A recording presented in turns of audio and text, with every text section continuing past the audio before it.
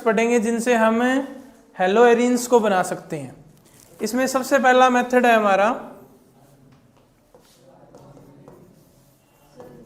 Halogenation reaction. Halogenation reaction, हम benzene की halogenation करके हेलोएरिन्स को बना सकते हैं।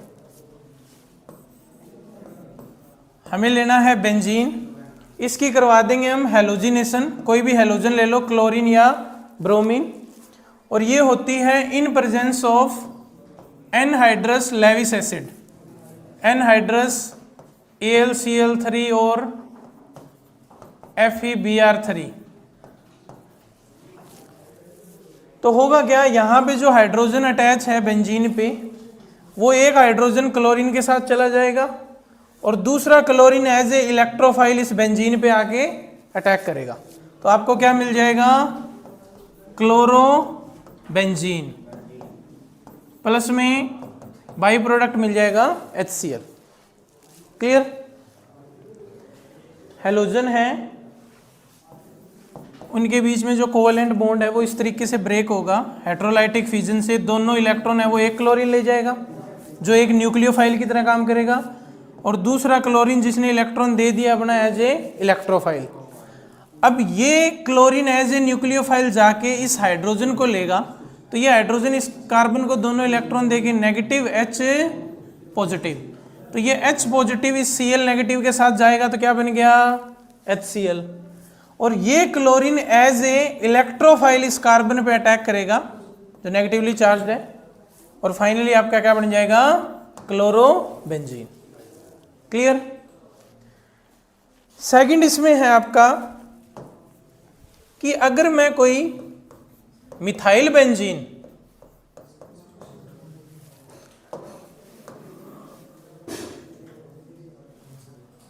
अगर कोई मिथाइल बेंजीन लेता हूं और उसकी हेलोजिनेशन करवाऊं। अब ये रिएक्शन दो तरीके से होगी। अगर मैंने इसकी हेलोजिनेशन करवाई in presence of iron metal in dark medium और एनहाइड्रस लेविस एसिड, तो ये अलग तरीके से होगी। और अगर मैंने लिया हेलोजन के साथ सनलाइट, ठीक है ना, एनर्जी भी दिखा सकते हो Hν, तो ये अलग तरीके से होगी। इसको ध्यान से समझेंगे, वेरी इंपॉर्टेंट, इससे क्वेश्चन आता है। अगर हमने यूज किया है हेलोजन के साथ आयरन विद डार्क मीडियम या फिर एनहाइड्रस लेविस एसिड, तो ये आपका करेगा न्यूक्लियर हेलोजिनेशन। कौन सी हेलोजिनेशन होगी, न्यूक्लियर हेलोजिनेशन। और इसमें ये एक बार ऑर्थो पे इलेक्ट्रोफाइल अटैक करेगा और एक बार पैरा पे, तो दो प्रोडक्ट बन जाएंगे। एक बनेगा आपका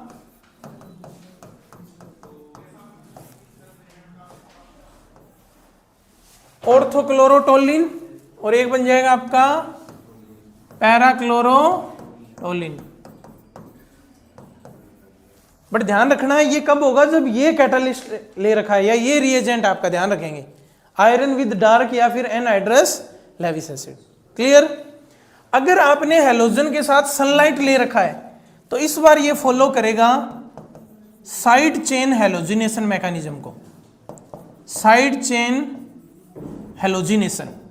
इसमें क्या होगा, इसमें जो कार्बन बेंजीन रिंग है उस पे जो कार्बन जुड़ रखा है उसका हाइड्रोजन हेलोजन से रिप्लेस होगा।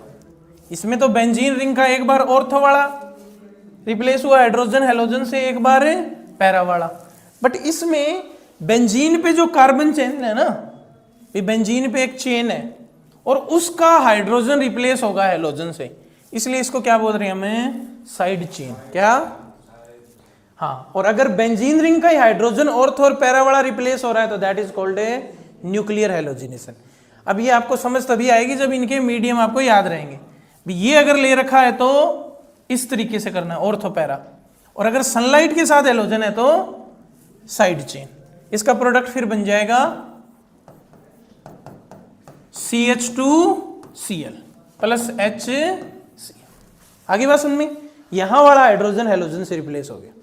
इस वाले केस में एक बार ऑर्थो वाला हाइड्रोजन और एक बार पैरा वाला। अच्छा, दूसरी वेरी इंपॉर्टेंट थिंग जो ध्यान रखनी है, बेंजीन पे जो कार्बन है ना उसी का हाइड्रोजन रिप्लेस करना है। जैसे मैंने ये दे दिया आपको CH2CH3 plus Br2 in presence of sunlight या HNO, करो ट्राई, इसका क्या प्रोडक्ट लिखोगे? What is the product of this reaction? सबसे पहले तो ये साइड चेन को फॉलो करेगा मैकेनिज्म या न्यूक्लियर हेलोजिनेशन?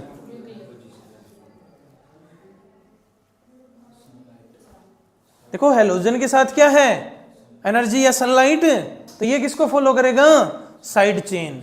और साइड चेन के केस में बेंजीन पे जो कार्बन है ये वाला, नोट दिस वन, बेंजीन से जो कार्बन जुड़ रखा है ना उसी का हाइड्रोजन रिप्लेस करना है किससे? हेलोजन से। तो इसका प्रोडक्ट क्या हो जाएगा?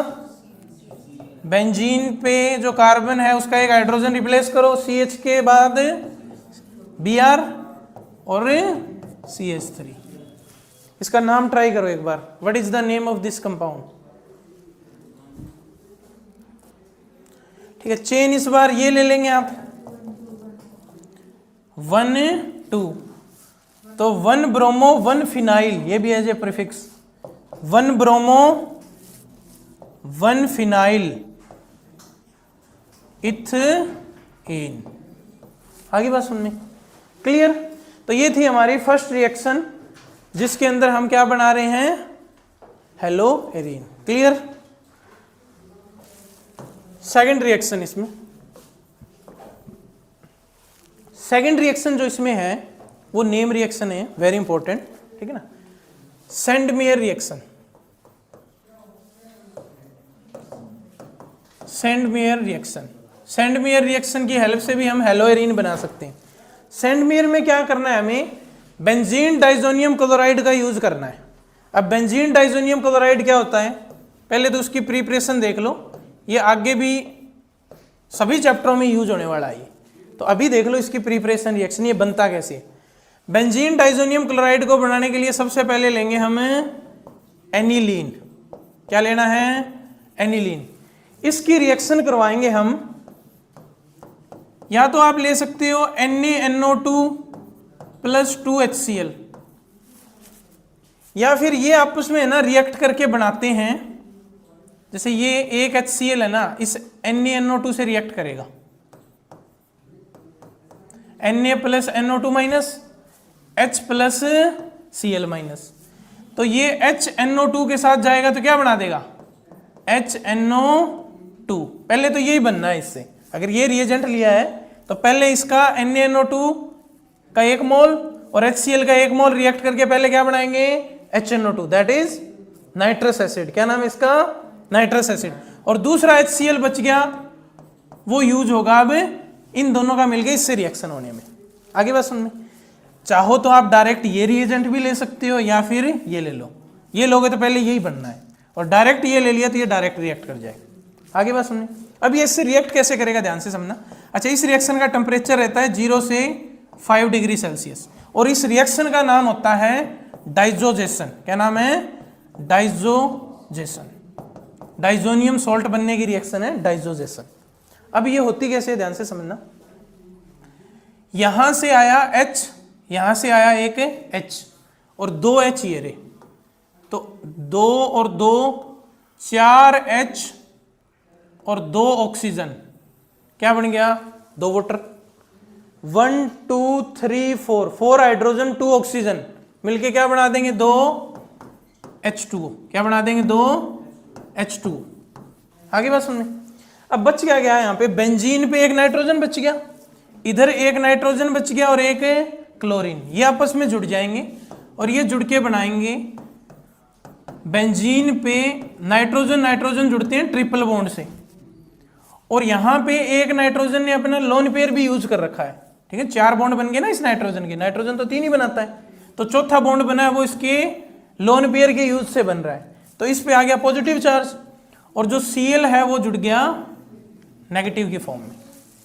तो ये जो बना है ना बेंजीन पे N2Cl, इसी को क्या बोलते हैं हमें, बेंजीन, और N2 लगा उसके लिए होता है डायाजोनियम, और ये क्लोरीन लग रहा है इसके लिए क्लोराइड।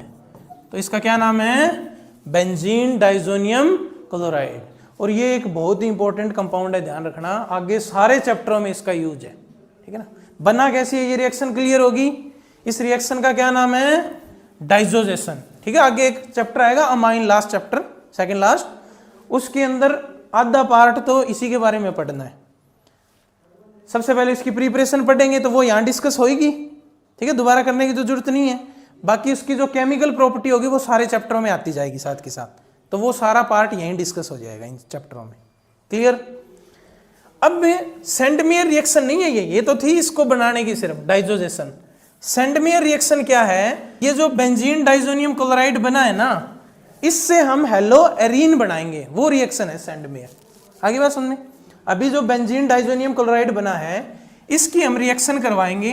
कॉपर का सॉल्ट ले लो, कॉपर क्लोराइड ले लो, और उसके साथ ले लो HCl, या फिर आप ले सकते हो कॉपर ब्रोमाइड और उसके साथ HBr। अगर आपको क्लोरोबेंजीन बनाना है तो क्लोरीन का सॉल्ट लो कॉपर के साथ, ब्रोमोबेंजीन बनाना है तो ब्रोमीन का साल्ट लेंगे कॉपर के साथ। होगा क्या, ध्यान से देखना, ये अभी अनस्टेबल है क्योंकि नॉन मेटल पे पॉजिटिव चार्ज आ रखा है, तो ये बॉन्ड जल्दी से तोड़ना चाहेगा और यहां से क्या निकाल देगा, N2 गैस, क्या निकल जाएगी, तो ये बॉन्ड जल्दी से टूटेगा, ये दोनों इलेक्ट्रॉन ये ले ही जाएगा, पॉजिटिव नेगेटिव बैलेंस, तो ये यहां से तोड़ के जल्दी से क्या निकाल देगा, एक नाइट्रोजन गैस। दूसरा यहां से आएगा एक क्लोरीन, इस सॉल्ट के टूटने से क्या आएगा, क्लोरीन, और ये क्लोरीन जाके यहां जुड़ जाएगा। तो बेंजीन पे अगर क्लोरीन जाके जुड़ गया तो क्या बन गया, क्लोरोबेंजीन। ये तो चाहिए था हमें।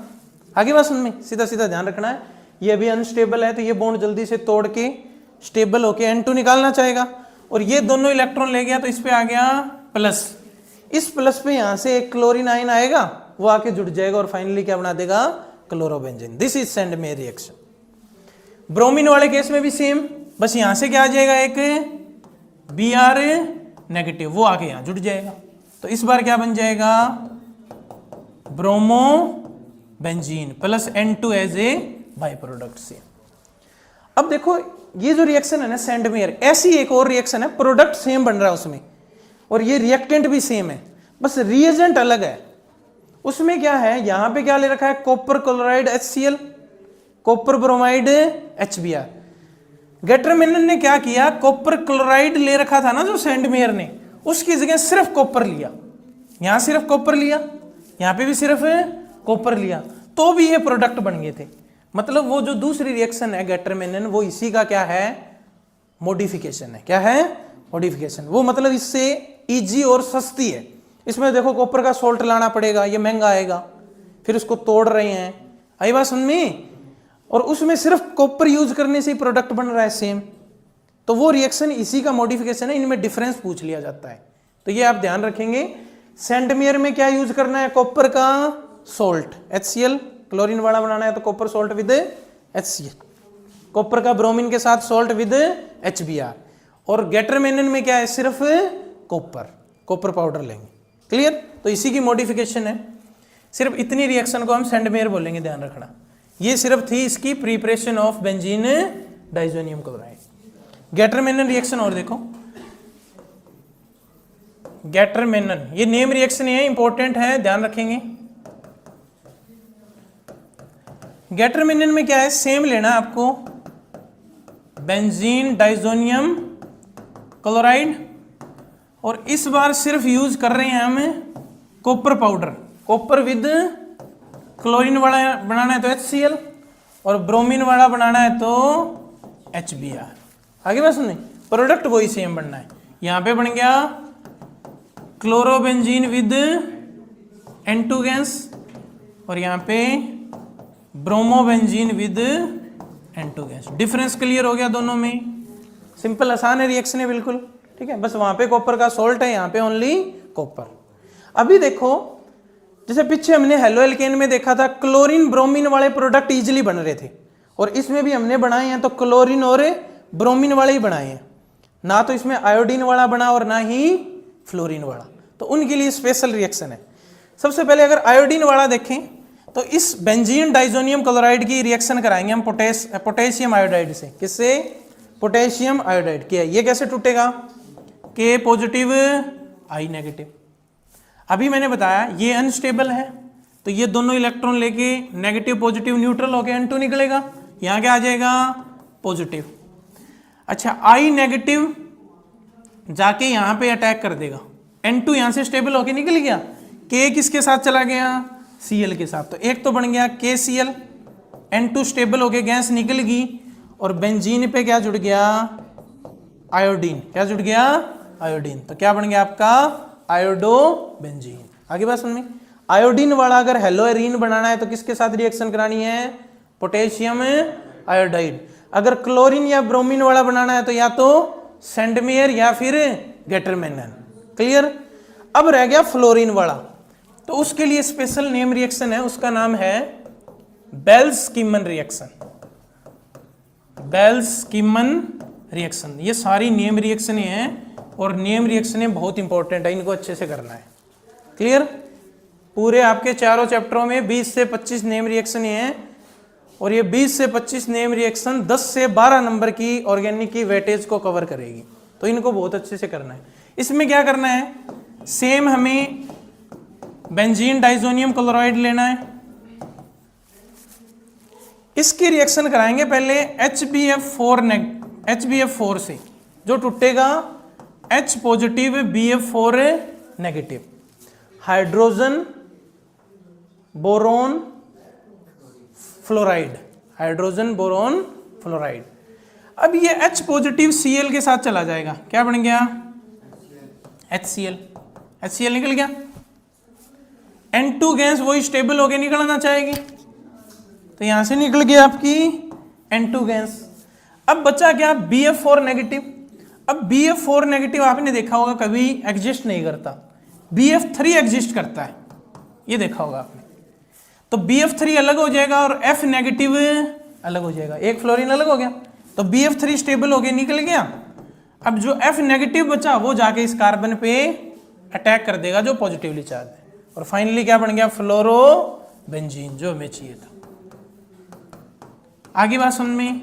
तो इस तरीके से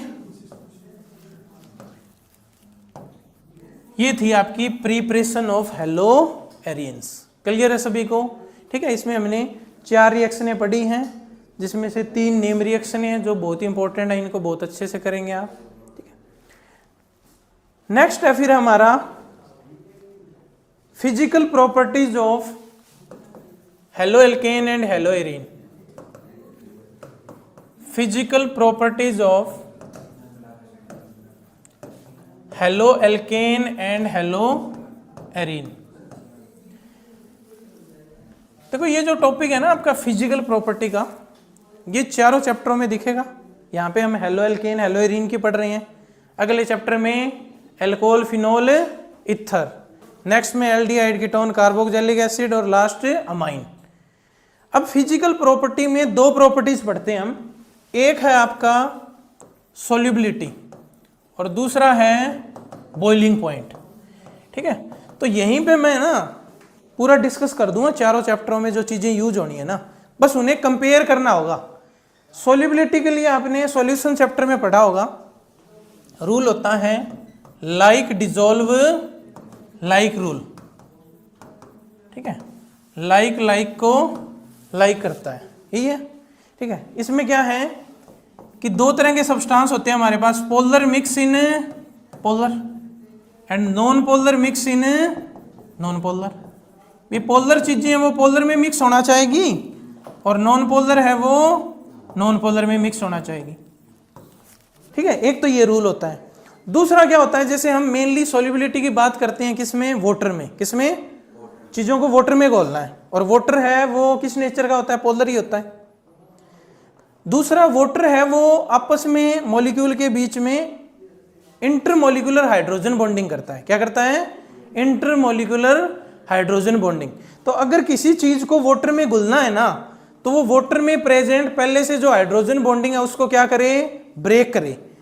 ठीक है, घुलना है तो कम से कम उसमें पहले से जो हाइड्रोजन बॉन्डिंग है ना वाटर में, इस तरीके से हाइड्रोजन बॉन्डिंग होगी। ये एक वाटर मॉलिक्यूल है, ऐसे एक और वाटर मॉलिक्यूल होगा, ऐसे एक और भी होगा, बहुत सारे वाटर मॉलिक्यूल होंगे वाटर में। तो इस वाटर मॉलिक्यूल का ऑक्सीजन जो एक ज्यादा इलेक्ट्रोनेगेटिव एलिमेंट है और ये दोनों हाइड्रोजन जो कम है, इनको अपनी तरफ अट्रैक्ट कर लेगा। ये जैसे ये ऑक्सीजन है, इस हाइड्रोजन को कर लेगा। ठीक है, यहाँ कोई और वाटर मॉलिक्यूल होगा, इसके हाइड्रोजन को ये अट्रैक्ट कर लेगा। तो ये जो एक्स्ट्रा इंटरमोलिकुलर फोर्स लगी ना इनके मॉलिक्यूल के बीच में, इन्हीं को क्या बोलते हैं हमें, हाइड्रोजन बॉन्डिंग।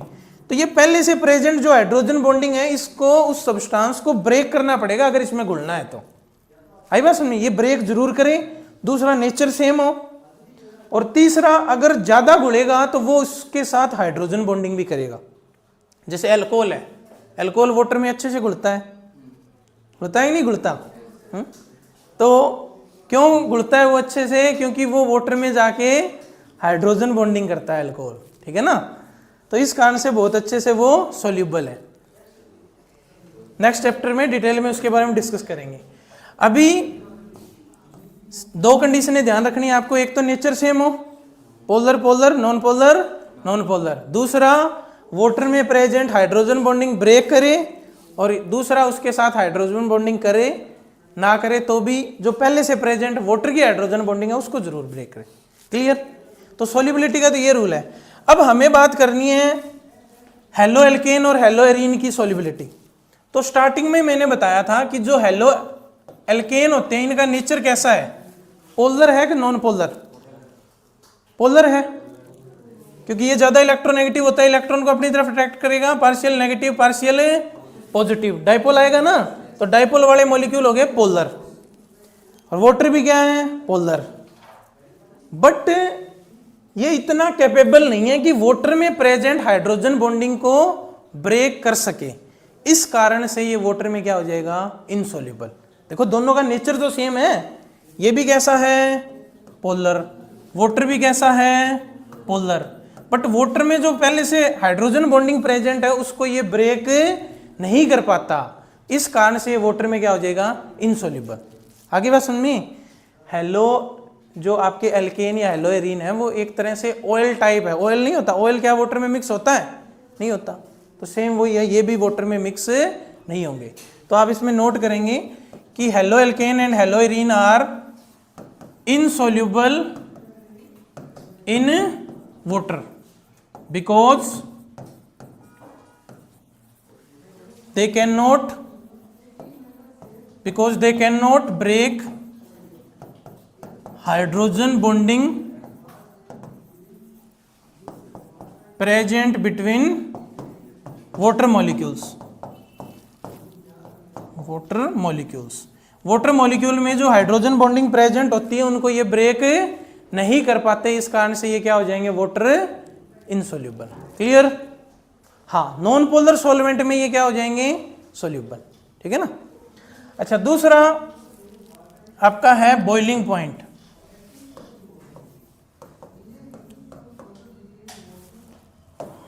बॉइलिंग पॉइंट, देखो बॉइलिंग पॉइंट है वो डिपेंड करता है तीन चीजों के ऊपर। सबसे पहले तो बॉइलिंग पॉइंट है वो डायरेक्टली प्रोपोर्शनल होता है इंटरमोलिकुलर फोर्सेस के। ये जो आपके मॉलिक्यूल्स हैं उनके बीच में कौन सी फोर्स लग रही है, ठीक है, उनके ऊपर डिपेंड करेगा। क्योंकि जितनी ज्यादा इंटरमोलिकुलर फोर्स होगी उतना ज्यादा टेम्परेचर देना पड़ेगा बॉयल करने के लिए, क्योंकि बॉयल होके लिक्विड से वेपर बन रहा है तो मॉलिक्यूल दूर दूर होंगे और दूर दूर करने के लिए फोर्स एनर्जी लगेगी। आई बात समझ में? तो जितनी ज्यादा स्ट्रॉन्ग इंटरमोलिकुलर फोर्स उतना ज्यादा बॉइलिंग पॉइंट। तो ये फैक्टर तो काम आएगा जब आपको एक फैमिली के मॉलिक्यूल दूसरे से कंपेयर करने, जैसे हेलो एल्केन हेलो एरीन को अल्कोहल से कंपेयर करेंगे या एल्डिहाइड कीटोन से कंपेयर करेंगे, तब तो ये फैक्टर काम आएगा। बट अगर आपको सेम ही फैमिली के मॉलिक्यूल कंपेयर करने हैं, जैसे हेलो एल्केन आपस में ही कंपेयर करने हैं, तो वहां पे काम आएगा फैक्टर एटॉमिक मॉलिक्यूलर साइज या मॉलिक्यूलर मास का। मॉलिक्यूलर साइज या फिर मॉलिक्यूलर मास, ठीक है, जितना ज़्यादा मास होगा उतना ही ज़्यादा साइज, क्योंकि उतने ज़्यादा कार्बन होंगे। अब ये फैक्टर कैसे काम करेगा, देखो साइज छोटा है मॉलिक्यूल्स का, तो सरफेस एरिया कम है, तो इंटरमोलिकुलर फोर्स भी क्या है, कम। साइज बड़ा हो गया, सरफेस एरिया ज़्यादा हो गया, तो इंटरमोलिकुलर फोर्सेस भी क्या होगी, ज़्यादा होगी कि नहीं। इंटरमोलिकुलर फोर्सेस ज़्यादा है तो इनको ब्रेक करने के लिए ज़्यादा टेम्परेचर बॉइलिंग पॉइंट देना पड़ेगा। क्लियर। तीसरा है आइसोमर्स अगर दे रखे हैं आपको, क्या दे रखे हैं, आइसोमर में क्या होता है, मॉलिक्यूलर फॉर्मूला तो सेम होगा, तो साइज मास तो सेम हो गया, फिर वहां कंपेयर करेंगे हम ब्रांचिंग, क्या, हाँ, तो ब्रांचिंग के ये इनवर्सली प्रोपोर्शनल हो जाएगा, ब्रांचिंग के क्या होगा, इनवर्सली प्रोपोर्शनल। ठीक है, कैसे अभी क्वेश्चन कराएंगे उससे क्लियर हो जाए। क्या होता है कि ब्रांचिंग होती है ना, तो मॉलिक्यूल है ना स्फेरिकल हो जाता है, छोटा, और स्फेरिकल होके छोटा होएगा तो सरफेस एरिया कम, इंटरमोलिकुलर फोर्स कम, तो जितनी ज्यादा ब्रांचिंग उतना ही बॉइलिंग पॉइंट कम, जितना ब्रांचिंग नहीं होगी या स्ट्रेट होगा उतना ही बॉइलिंग पॉइंट ज्यादा। क्लियर। अब इस पे बेस देखो क्वेश्चन कैसे आएंगे। ठीक है, जैसे मैंने आपको दिया CH3Cl, CH3CH2Cl, CH3CH2CH2Cl, ये 3 हेलो एल्केन दिए मैंने, क्लोरोमीथेन, क्लोरोइथेन, क्लोरोप्रोपेन। इनको आपको क्या करना है, arrange the following in increasing order of boiling point, boiling point के इंक्रीजिंग ऑर्डर में इन्हें अरेंज करना है। तो बताओ सबसे ज्यादा बॉइलिंग पॉइंट किसका होगा, सबसे ज्यादा किसका होगा, जिसका साइज सबसे ज्यादा है, अभी तो बताया है, जितना ज्यादा साइज या जितना ज्यादा मॉलिक्यूलर मास उतना ही ज्यादा बॉइलिंग पॉइंट। तो इसका बॉइलिंग पॉइंट क्या है भाई, सबसे ज्यादा नहीं है, सबसे ज्यादा कार्बन है, इसमें कार्बन 2 ही है, इसमें 1 ही है, तो जितना ज्यादा कार्बन, जितना ज्यादा साइज, जितना ज्यादा मास उतना ही ज्यादा बॉइलिंग पॉइंट। तो अगर इनको नंबरिंग दे 1 2 3, तो सबसे ज्यादा किसका हो गया, थर्ड का, देन सेकंड, और सबसे कम फर्स्ट। क्लियर। नेक्स्ट एक आइसोमर का क्वेश्चन दे, जैसे आपको दे रखा है CH3 CH2 CH2 CH2 CH2 Cl, ठीक है, क्लोरोपेंटेन। ठीक है, फर्स्ट ये दे रखा है, सेकंड दे रखा है, एक ब्रांच कर दी, 3 4 5, अगले में 2 ब्रांच कर दी,